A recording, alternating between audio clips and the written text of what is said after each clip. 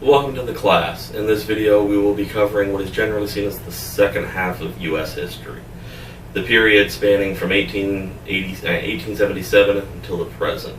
Before we get to the content of the course, I feel a brief refresher is in order. So I will be using the first video lecture to go over the key moments that led up to 1877 and played an important role in setting the stage for the period of history that we will be studying. The course will also not be starting in 1877, but in 1865 at the end of the Civil War.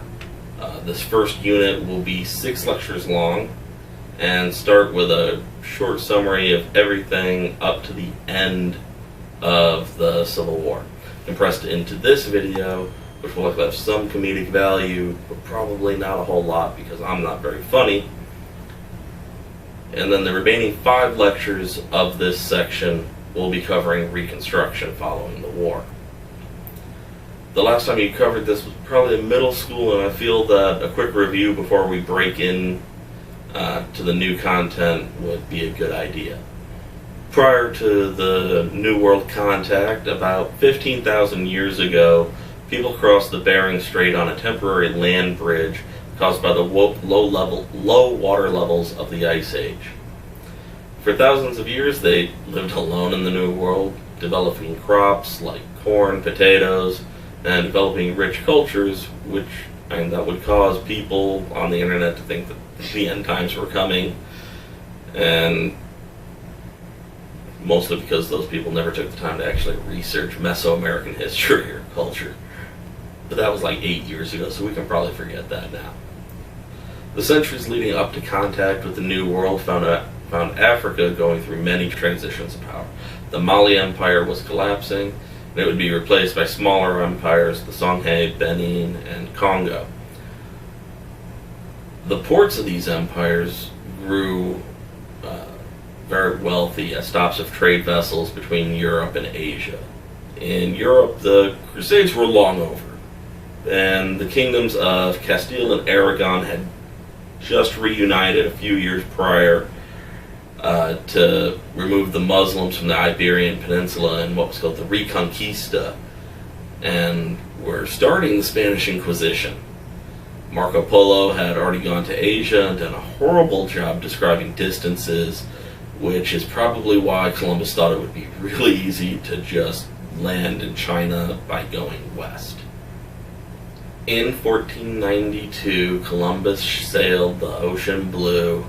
He had 3 ships. He left from Spain. He sailed through sunshine, wind, and rain. He sailed by night. He sailed by day. He used the stars to find his way. And he was pretty bad at it. He thought he'd landed on some island off of Japan, but ignoring the issues of how much further west he would have had to go, he was also way too far south to land in anything that was Japan. He landed in Hispaniola, met the locals, and decided to make pretty decent laborers, spread a few diseases that wiped out the majority of the population in the New World, and went back to Spain to tell the king and queen about this great new utopia he had found. In the years that followed, the New World would be plundered for its resources, and the native population would largely either die off or be killed. Slaves were brought in from Africa, and other kingdoms would start to make claims on the New World and establish colonies. At first, the New World was, by the authority of the Pope, split between the Spanish and the Portuguese. Eventually, people would stop caring about what the Pope said, and the Dutch would build a significant settlement on the northeast coast of the New World named New Amsterdam. They'd also claim some islands in the Caribbean. A lot of people claimed islands in the Caribbean. And in time, the British would take over New Amsterdam and name it New York. Fast forward a bit. The main kingdoms with major holdings in the New World are the Spanish, the French, and the British.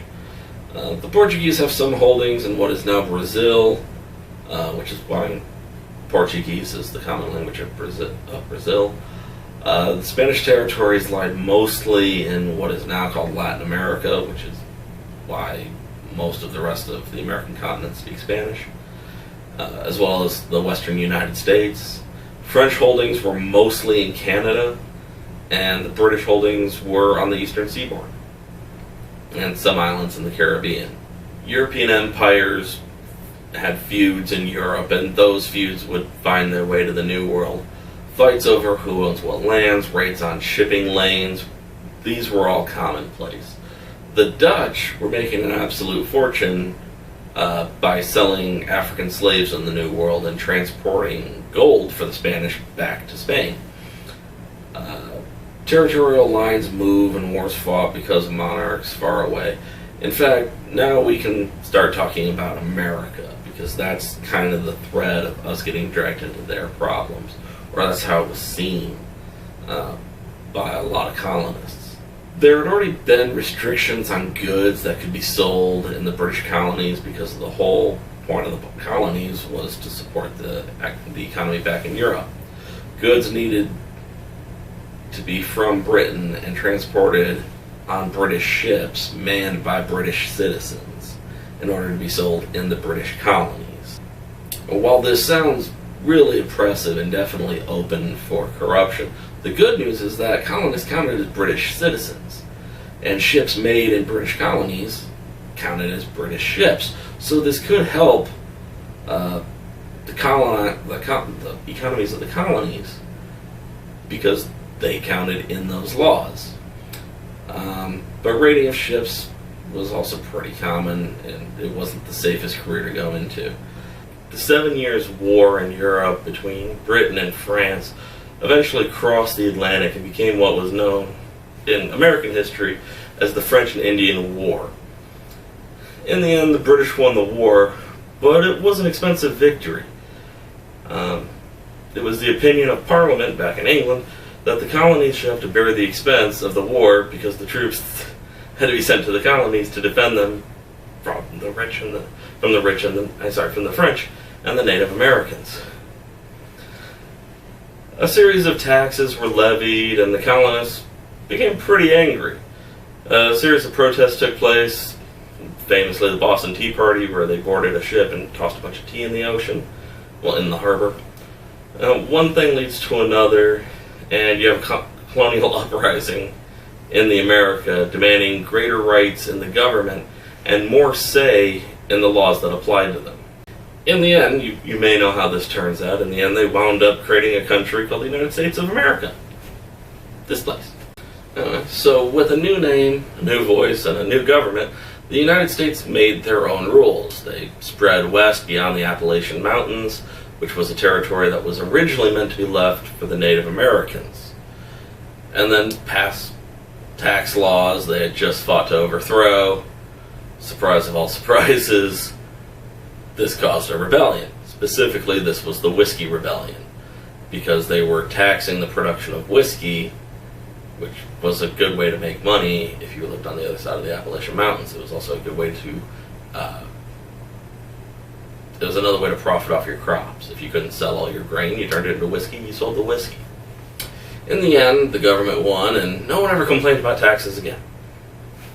Around that same time, the French Revolution happened in France. A new French Republic failed, unfortunately, and an emperor was named. I'm sure he's of no importance, you probably won't hear about him anywhere. The United States bought the Louisiana Purchase from him and then moved even further westward. Politics surrounding the issue of slavery became a real issue, as some people wanted there to be more slave states and some people didn't want slavery to exist. And compromises were eventually made. Before they can get too much attention, it's time to fight another war against the British again. The War of 1812 was mostly fought because of the political events in Europe. Again, Napoleon was waging an aggressive war of expansion. Okay, I guess we do talk about him again. And the British wanted to blockade France. The United States government held that it was illegal to do this under international law, and soon the United States and the UK were fighting again.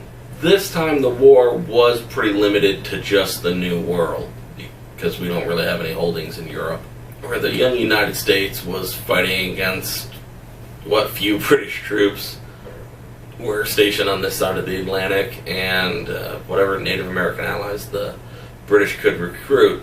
It's really hard to say if there's a clear winner of the War of 1812. Both countries still exist.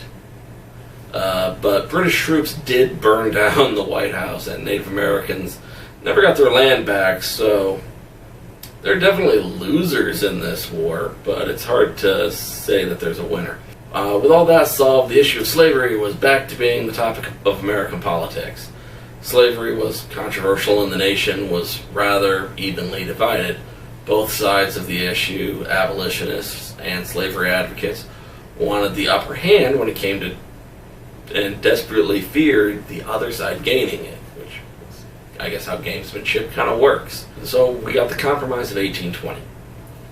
States would be added 2 at a time, 1 slave, 1 free, and no slave states would be allowed above the Mason-Dixon line. This is also often called the Missouri Compromise because the 2 states being added when they came up with this were Maine and Missouri, Maine being a free state, Missouri being a slave state, which is also kind of weird because in the Compromise they say no slave states above Mason-Dixon, and Missouri is almost entirely above the Mason-Dixon line.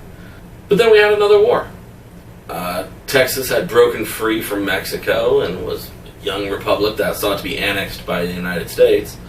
President Polk ran and was elected on the campaign promise to expand the United States into Texas. So, done.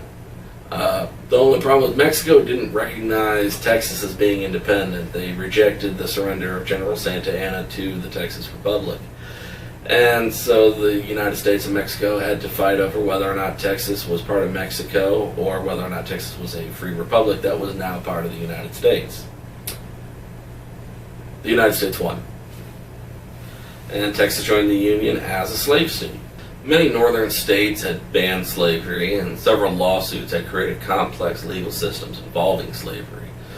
Several states passed laws that prohibited a person from being enslaved in that state regardless of if they had been brought there by their slave owner or if they had run away, meaning that if you crossed the line into that state by any means, whether by running away or being brought there, you were free. This wound up leading to the Compromise of 1850. A lot of compromises being made back in the day, which led to relevant parts. The first was that each new state would vote as to whether or not it would be a free state or a slave state. The second part was the Fugitive Slave Act, which empowered slave patrols to cross state lines to retrieve runaway slaves, even in free states. This wasn't a great compromise because no one was really happy about it. When a new state was added, people flooded to these new states in order to establish residency to sway the election. So you have northerners flooding into states and you have southerners flooding into states, all to control the election. In that time, California, Oregon, Minnesota all joined as free states. And then the Kansas-Nebraska Act began to organize the Kansas Territory. This became a point of national attention again. Kansas allowing or banning slavery was cause for great concern throughout the country.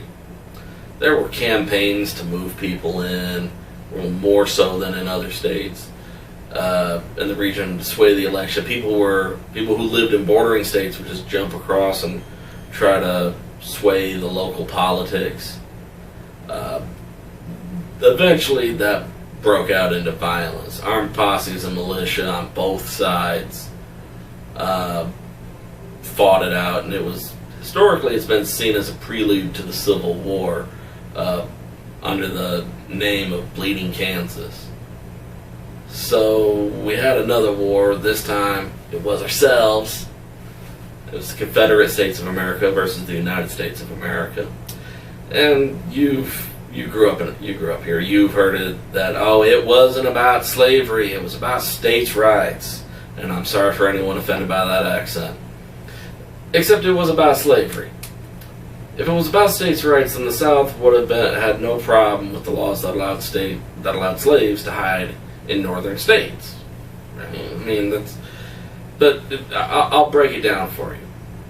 For basic historic literacy that you're going to be tested for, it was about slavery. If you're in an AP class or a college class, it was about slavery for the leadership of the South and about pride for the Southern soldiers of military supremacy, while it was about preserving the Union to the North, and to the leadership of the North, and it was about abolition, so also still kind of about slavery, to Northern soldiers.